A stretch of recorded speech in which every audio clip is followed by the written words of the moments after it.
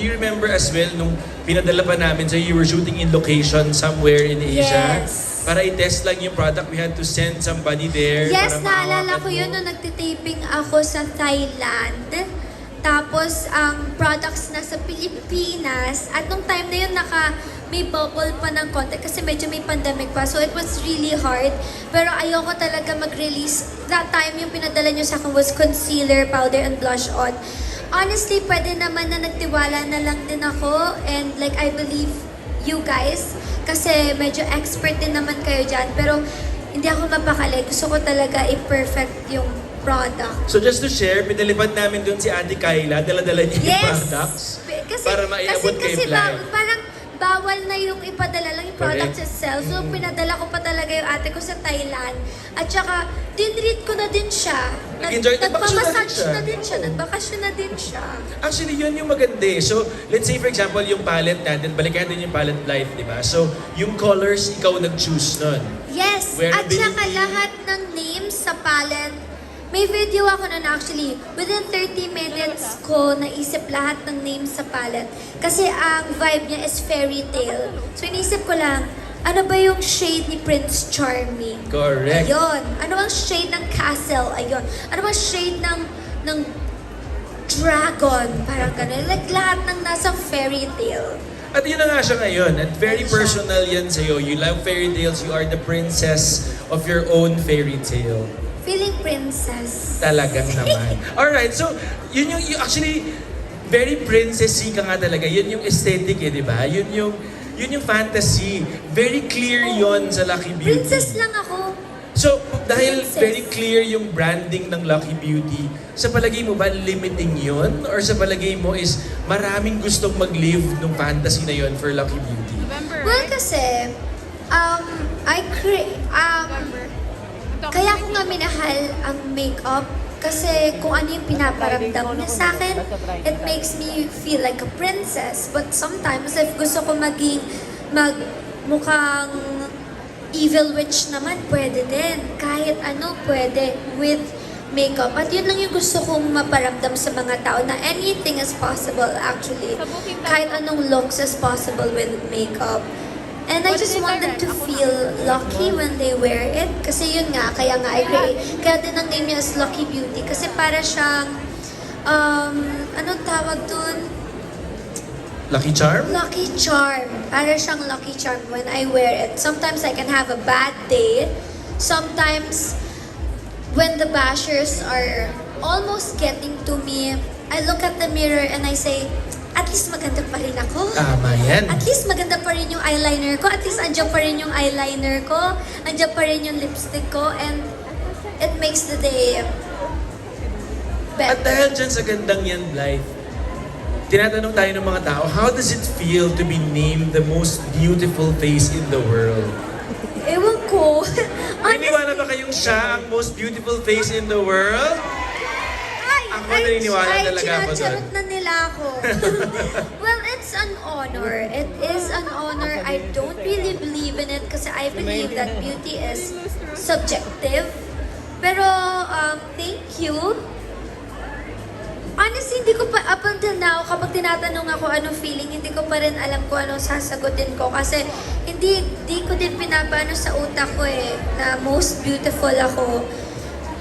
Kasi I don't look at beauty in that In that way, In oh. that way, I feel like beauty is a lot of things. Lahat tayo maganda. Dito tayo sa BeautyCon.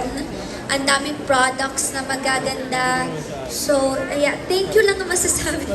So kung ikaw na ang most beautiful face, Blythe, bakit pa kailangan ng makeup?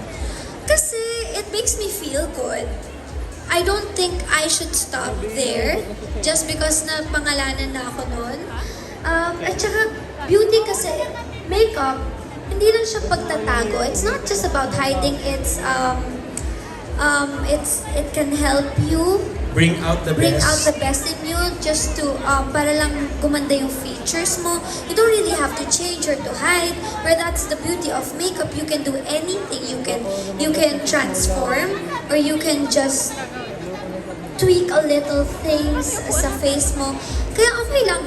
Makeup It's an expression. It's art. I really believe it's art. And sometimes, you know, when you do your makeup, more often than not, actually do it for yourself. Yes, I do it for me.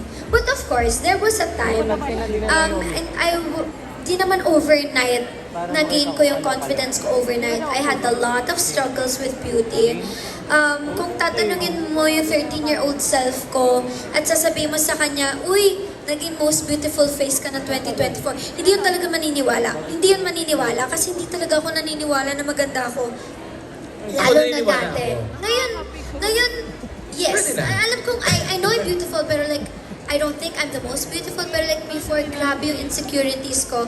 So before, makeup, in that way, it helped me to become more confident kasi I had bad acne. So, I was really shy.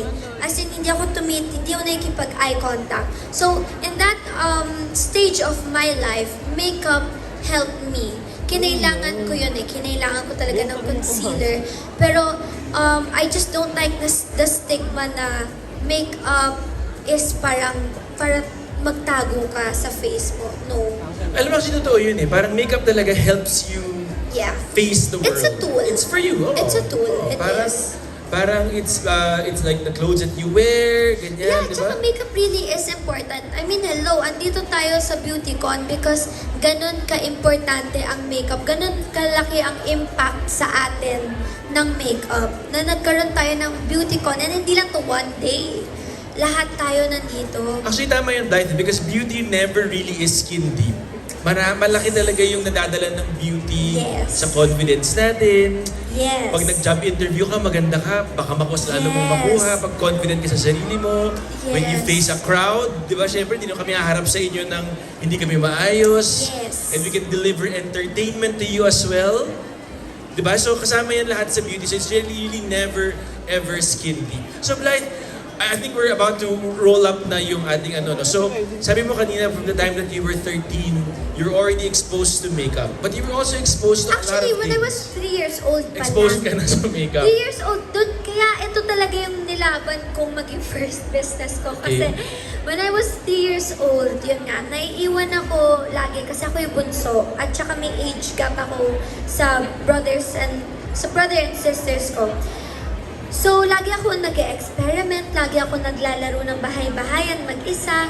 Tapos yung ate ko, yung eldest sa amin, mahilig sa makeup. At lagi niya lang naiiwan yung makeup kung saan-saan sa bahay. And that time when I was 3, meron din kaming botika ng lolo't lola ko. Meron kaming tindahan na maliit. Tapos naiiwan yung makeup. Dati palang alam ko na talagang kikay ako.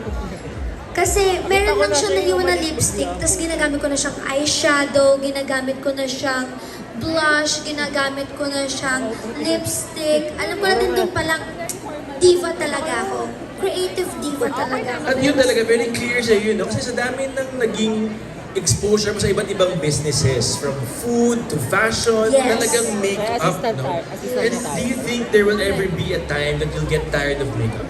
No, I mean, there will always be a time where we get tired of certain things, but it's important to never be tired of it. We can be tired kasi tao lang naman tayo, but pinili ko talaga na business ang makeup kasi I wanted to make sure na it is something na I see myself doing in a long time. Kasi kapag gagawa ka ng business, you need to think about the future. Do you see yourself in 10 years still happy with this type of business? In 20 years, nakikita mo pa rin ba? And honestly, I can still see myself, I really see myself still being this passionate about makeup. Kahit 60 years old na siguro ako, naka-red lipstick pa rin ako. Siguro sa deathbed ko nga, naka-red lipstick pa rin ako. Kaya ito talaga yung pinili ko kasi I'm really passionate about makeup. But that's true. Ang dami ko pwedeng i-enter na business at gamitin ko yung pangalan ko.